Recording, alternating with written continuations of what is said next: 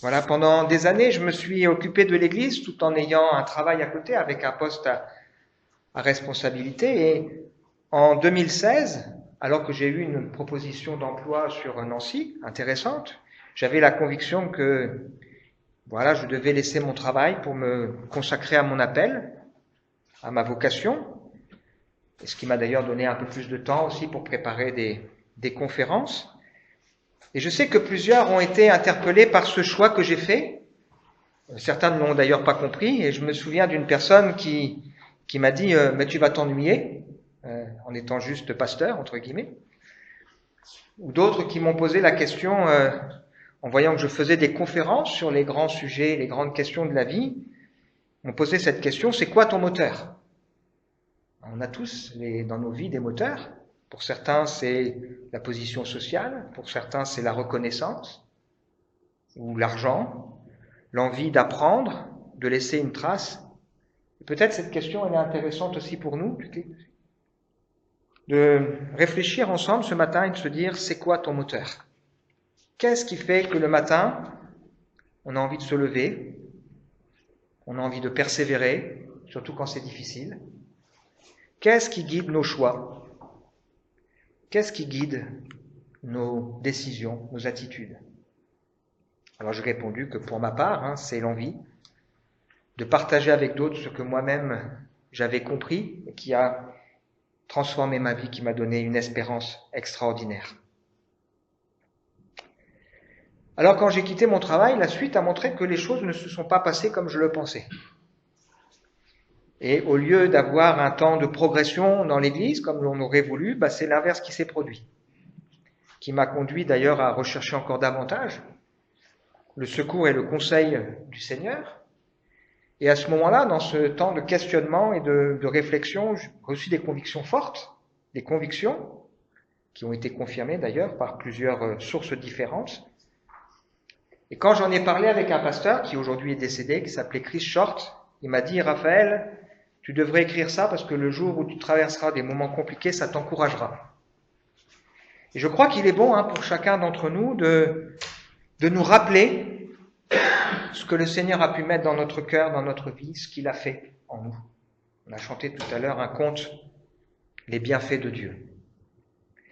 Alors tout à l'heure, on a été invité à compter les bienfaits de Dieu et la semaine dernière, on a été aussi invité à nous rappeler, à nous poser cette question, est-ce que oui ou non on a goûté que le Seigneur est bon? Et si on a goûté que le Seigneur est bon, est-ce qu'on a encore soif d'en savoir davantage, de nous approcher de lui et de grandir? Alors depuis quelques semaines, ici, on a débuté ensemble la lettre de Pierre, une lettre que l'apôtre Pierre a écrite pour encourager des croyants dans leur foi quand dans la vie c'est compliqué. Et donc c'est une lettre qui est particulièrement d'actualité. Les épreuves, elles font partie de la vie des uns et des autres, mais elles font aussi partie de la vie du croyant. Parfois on n'est pas compris parce qu'on a la foi. Parfois peut-être on peut même se moquer, trouver ça ridicule. Et bien sûr, on sait qu'on a le secours de Dieu, mais c'est intéressant de réfléchir comment, dans ces moments particuliers, se comporter, et de se rappeler aussi que l'évangile, c'est pas une morale, c'est pas une philosophie, c'est pas une simple croyance, ou une roue de secours quand ça va mal. L'évangile, c'est avant tout une relation avec Dieu. C'est être à l'écoute de Dieu, et laisser aussi Dieu se manifester et agir. Quand on pose la question à Jésus, comment tu peux nous résumer toute la Bible? Il répond, c'est tu aimeras Dieu de tout ton cœur, de toute ton âme et de toute ta force. Et la question pour nous, c'est, peut-être elle se pose, est-ce que Dieu, c'est quelqu'un qu'on aime? Et pas seulement un petit peu, Dieu, il est plutôt sympa. Non, de tout son cœur, de toute son âme, de toute sa pensée et de toute sa force. Et là, peut-être qu'on réalise, quand on entend cet appel de Jésus, que oui, j'ai besoin de ta grâce, Seigneur, pour t'aimer, comme tu veux que je t'aime. Et ça devient possible si on comprend que lui-même nous aime d'une manière inconditionnelle. Alors, On a déjà vu beaucoup de choses dans cette lettre, première lettre de Pierre, qui nous invite à vivre notre foi dans un contexte compliqué. On a vu qu'on a une espérance et que cette espérance, elle change tout. On a vu qu'on a un immense privilège de pouvoir invoquer Dieu comme un Père qui ne fait pas de favoritisme.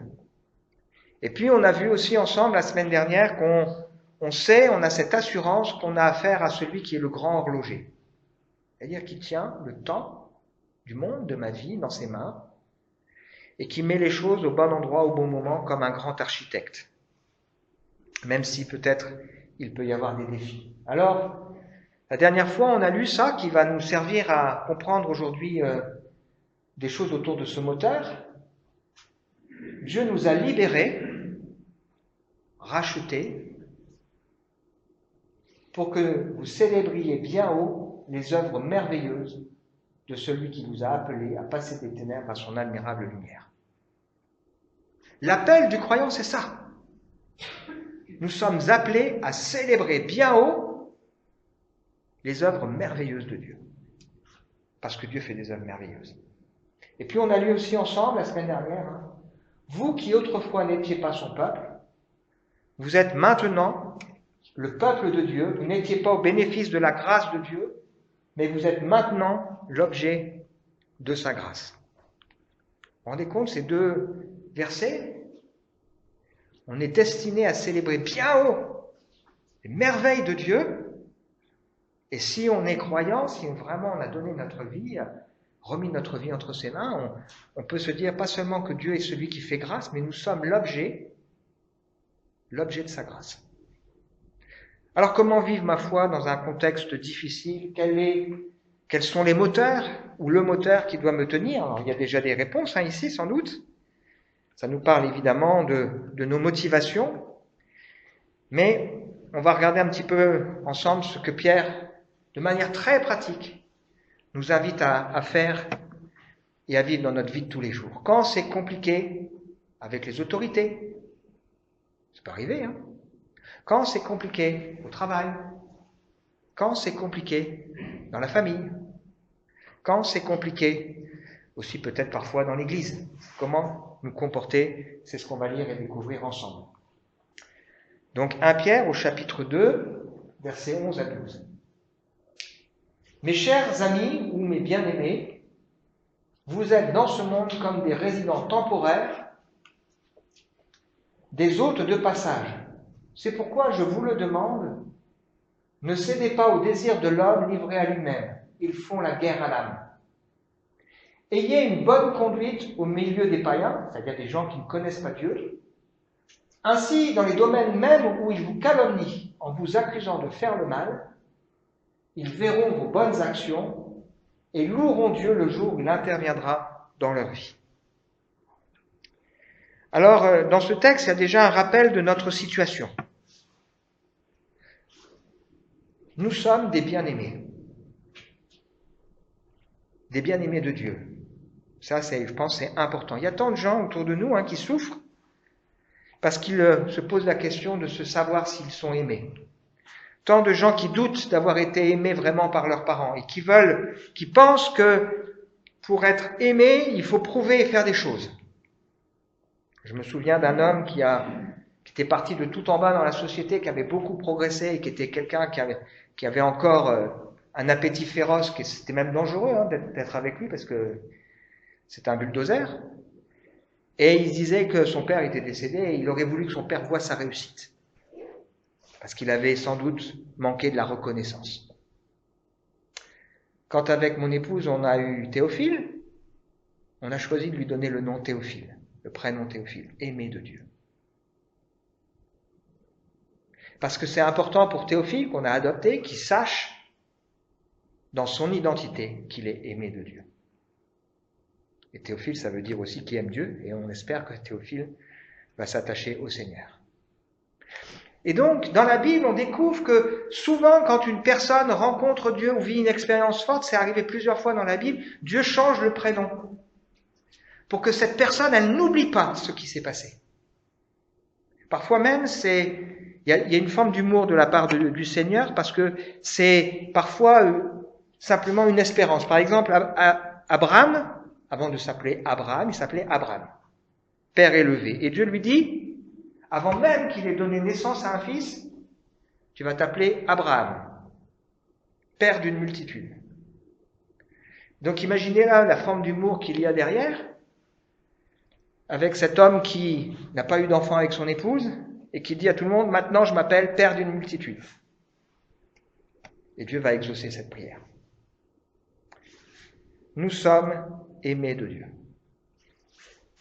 La deuxième rappel qui nous est dit ici, c'est que nous sommes des résidents temporaires et des hôtes de passage. On sait que la vie sur terre n'est qu'un passage les uns et les autres, mais pour nous, croyants, c'est important de nous en rappeler. Nous sommes finalement comme des étrangers qui vivons dans un pays qui n'est pas le nôtre. Et quand on est étranger et qu'on vit dans un pays qui n'est pas le nôtre et qu'on veut que ça se passe bien, eh bien on essaye de s'adapter au mieux et de respecter au mieux le pays dans lequel on se trouve. Ben, c'est ce que nous voulons faire en tant que croyants. Nous voulons respecter au mieux la manière qu'ont les gens qui sont autour de nous, qui peuvent être différents de pensée. Et donc, souvent, quand on pense aux croyants, on a des reproches à leur faire. Peut-être on va penser que les croyants sont intolérants. Eh bien, justement, nous, on veut réaliser et on veut vivre différemment pour respecter ceux qui sont autour de nous et montrer qu'on n'est pas là pour imposer nos convictions. Peut-être qu'on va penser que les croyants, c'est dangereux. Autrefois, la foi, c'était quelque chose de positif. Aujourd'hui, c'est quelque chose dont on se méfie. Eh bien, on veut montrer au contraire que le fait d'être croyant, c'est quelque chose qui est positif pour notre société et pour les gens qui sont autour de nous. On veut démontrer vraiment qu'on respecte comme des hôtes de passage et des résidents temporaires. On veut aussi montrer qu'on s'intéresse au monde dans lequel nous sommes. Parce qu'on n'est pas simplement à nous occuper des choses de Dieu. Lorsque j'étais en recherche d'emploi, j'avais des entretiens et on me disait parfois, comment tu peux être toi, Raphaël, DRH alors que tu es pasteur? Un DRH, pasteur, il ne peut pas licencier des gens. Et dans ma carrière, j'ai licencié des gens. Mais je l'ai fait proprement. En respectant les valeurs de ma foi et en respectant l'entreprise dans laquelle je me trouve. Et j'ai reçu au mois de juin de cette année un message d'une ancienne personne avec qui j'ai travaillé et que j'ai licencié et qui m'a écrit « Sache que j'ai gardé un excellent souvenir de nos relations de travail. » Parce qu'on peut être croyant, faire parfois des choses difficiles, mais les faire de manière honnête et propre. Et c'est ce que Dieu veut pour nous.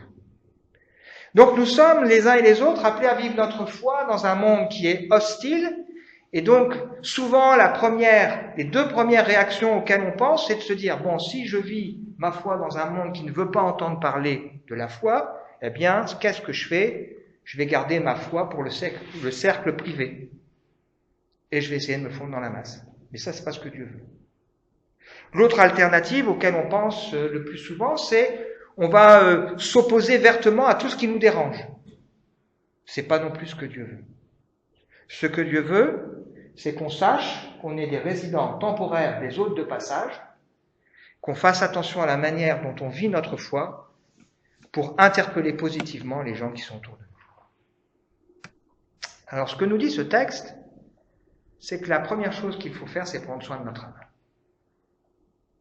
Comme des résidents temporaires, je vous le demande, ne cédez pas au désir de l'homme livré à lui-même, ils font la guerre à l'âme. Le premier combat auquel nous sommes amenés à nous atteler, c'est pas un combat avec ce qui est à l'extérieur, c'est déjà avec nous-mêmes. Dans notre société, on va nous inviter à prendre soin de notre corps, on va nous inviter à prendre soin de notre équilibre psychologique, de notre santé émotionnelle, tout ça c'est important. Mais nous, on a aussi besoin de prendre soin de notre âme.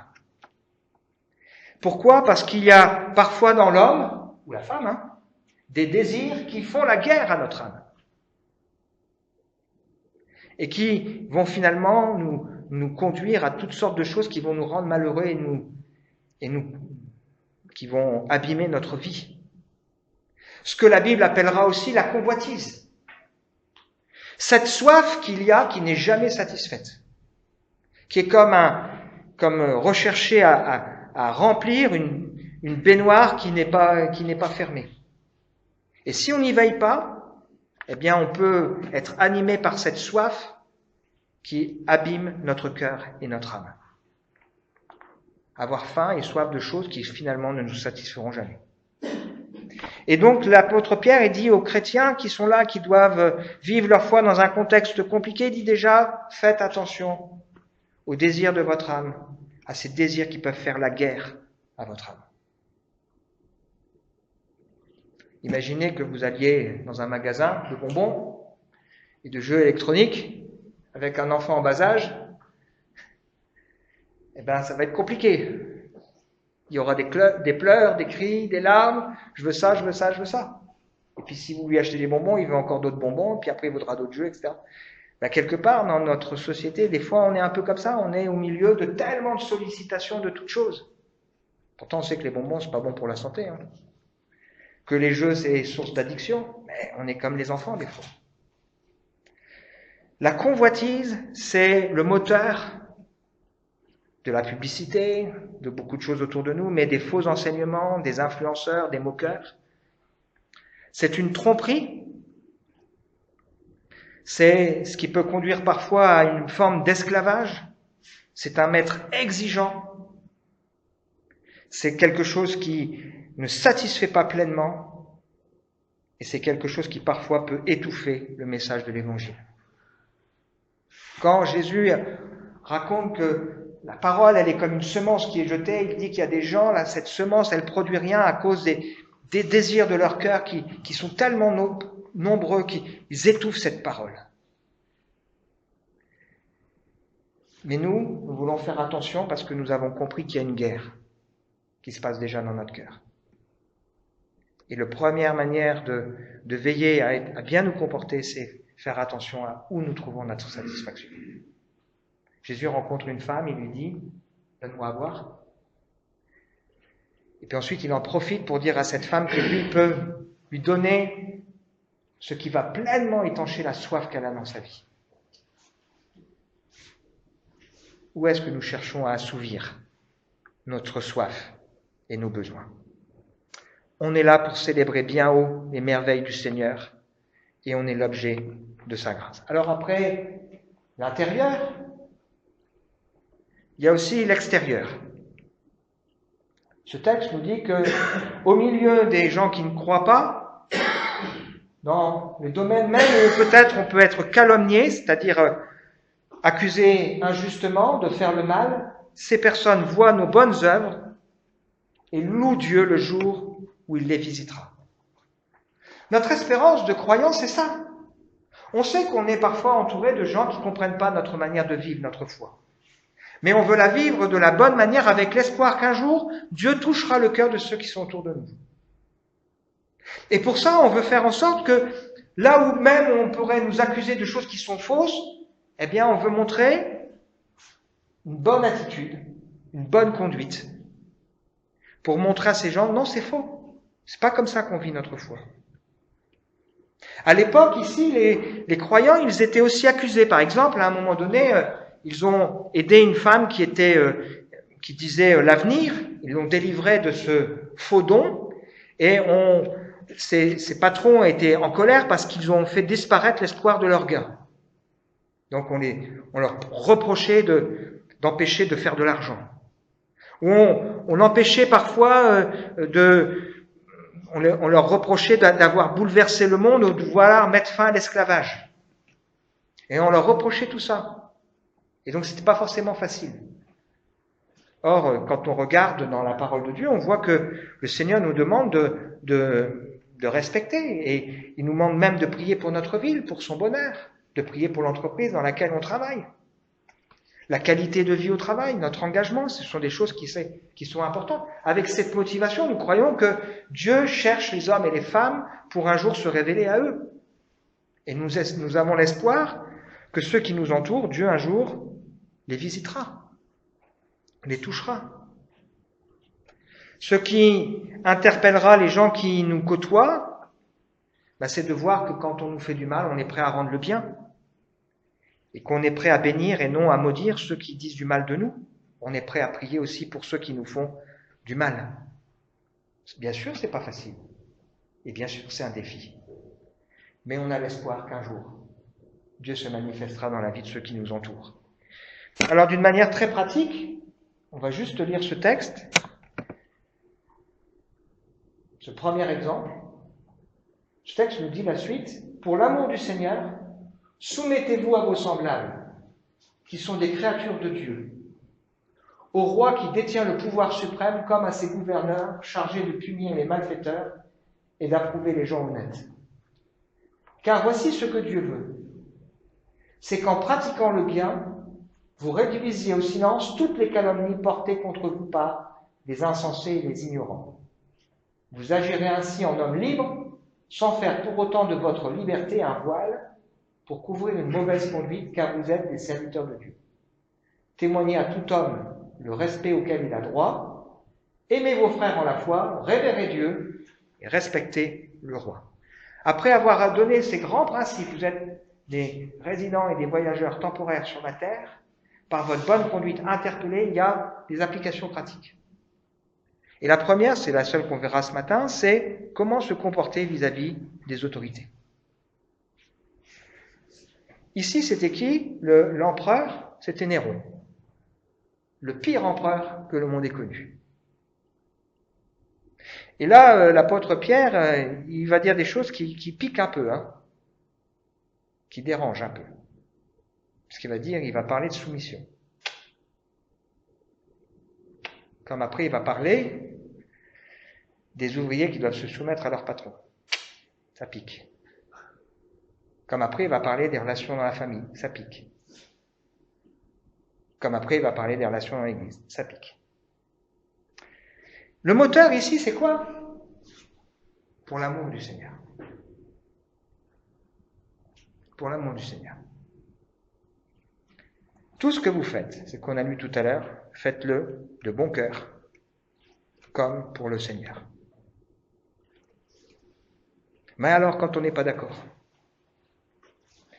Quand on n'est pas d'accord, on a le droit de ne pas être d'accord. Mais on doit quand même le faire. Avoir une attitude qui respecte notre amour pour le Seigneur. Et ce texte nous dit une chose importante. Il nous dit d'abord que le principe de l'autorité, il a été voulu par Dieu pour punir les malfaiteurs et pour approuver les gens honnêtes. C'est quand même incroyable de voir que naturellement, les policiers, ils font peur et naturellement, on a un regard mauvais sur eux. Pourtant, normalement, un policier normal, une autorité normale, elle est là pour punir ceux qui font le mal et pour récompenser ceux qui font le bien. Et donc, avant d'avoir un a priori négatif, on doit, nous aussi, par amour pour le Seigneur, nous efforcer de comprendre que l'autorité n'est pas forcément mauvaise. Alors oui, parfois, on peut être confronté à des situations où on n'est pas d'accord. Et dans la Bible, il y en a eu plusieurs. Mais pour autant, ça ne nous empêche pas de respecter à minima les autorités. Ça a été le cas de David, ça a été le cas de Daniel, ils ont même fini dans une fournaise, ça a été le cas de Jésus. Ça a été le cas de Pierre dans le livre des Actes, qui s'est soumis, il a même été en prison. Ça a été le cas de Paul, ça a été le cas d'Étienne. Ils n'étaient pas d'accord, ils ont manifesté leur désaccord, mais ils ont quand même respecté. Donc ça veut dire, à travers ce texte, qu'il y a, par amour pour le Seigneur, une manière de faire, de parler et d'agir. Notre objectif, c'est l'amour de Dieu. La finalité, c'est qu'en pratiquant le bien, on réduise au silence les gens qui disent du mal de nous. Par amour pour le Seigneur. Si vous voulez lire des textes qui piquent, vous lisez Matthieu 5, où Jésus nous dit, vous avez appris œil pour œil, dent pour dent, mais moi je vous dis, aimez ceux qui vous font du mal. Bénissez ceux qui vous maudissent, priez pour ceux qui vous maltraitent. Dieu fait lever son soleil sur les méchants et sur les bons, alors vous aussi, si vous aimez seulement ceux qui vous aiment, vous ne faites rien d'extraordinaire. Mais si par contre, même avec des gens qui sont méchants, mauvais, difficiles, tout en gardant notre identité, on manifeste un minimum de respect, à ce moment-là, on peut, en pratiquant le bien, interpeller ceux qui nous entourent. Soyez parfaits comme votre Père Céleste est parfait. Alors, on rappelle ici que nous sommes des hommes libres, mais on ne fait pas de cette liberté une excuse pour faire n'importe quoi. Et la conclusion, témoignez à tout homme le respect auquel il a droit, aimez vos frères, révérez Dieu et respectez le roi. Parce que nous sommes des résidents temporaires, des hôtes de passage, chargés de célébrer bien haut les œuvres merveilleuses de celui qui nous a appelés, parce que nous sommes au bénéfice l'objet de sa grâce, eh bien nous voulons, par notre attitude, montrer quelque chose de différent qui pourra les faire réfléchir. Conclusion pour nous? Voilà une question importante. C'est quoi ton moteur dans la vie? Par amour pour le Seigneur. Comme des hôtes de passage, des résidents temporaires. Parce que je suis destiné à célébrer bien haut les merveilles de celui qui m'a appelé.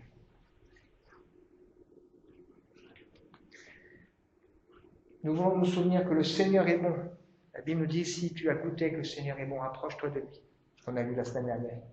On veut se rappeler aussi qu'on prie un Père qui a tout prévu avant la fondation du monde et qui ne fait pas de favoritisme, qui est le grand horloger et le grand architecte, qui nous a destinés à célébrer bien haut toutes ces merveilles, qui fait de nous l'objet de sa grâce, comme des étrangers, des résidents temporaires. Nous voulons agir par amour pour le Seigneur. Je pense que je n'ai pas besoin de vous convaincre qu'un cœur joyeux est un bon remède, que quand on est plein d'aigreur, plein d'insatisfaction, plein d'une soif qui n'est pas assouvie, eh bien, on ne peut pas être heureux, et ça rejaillit aussi dans nos relations. Et la question aussi importante pour nous, c'est où est-ce qu'on cherche à assouvir notre soif, nos besoins les plus profonds. Il y a des désirs qui font la guerre à l'âme. Un puits sans fond qui conduit à boire parfois une eau qui donne encore soif. Nous sommes des bien-aimés du Seigneur, voyageurs, résidents temporaires, l'objet de toute son attention et de toute sa grâce. Alors, par amour pour le Seigneur, efforçons-nous de vivre l'Évangile, en aimant nos frères, en respectant tout homme et toute femme, et en honorant même le roi. Que le Seigneur nous aide et nous bénisse. On va prier ensemble. Seigneur, je crois vraiment que ta parole est la vérité, qu'elle reste encore d'actualité. Je prie pour que ce qu'on a pu ensemble partager ce matin puisse nous aider dans notre vie quotidienne. Tu sais que parfois c'est pas simple, et nous te demandons grâce. Déjà pour réfléchir à ce qui fait dans nos cœurs et dans nos vies la guerre à notre âme. Pour réaliser qu'en toi, nous pouvons avoir tout ce qui nous est nécessaire. Parce que tu es celui qui prend soin de nous et qui nous aime. Je te prie, Seigneur, de nous aider à comprendre ce que nous avons partagé ensemble ce matin, à le serrer sur nos cœurs et à le vivre. Amen.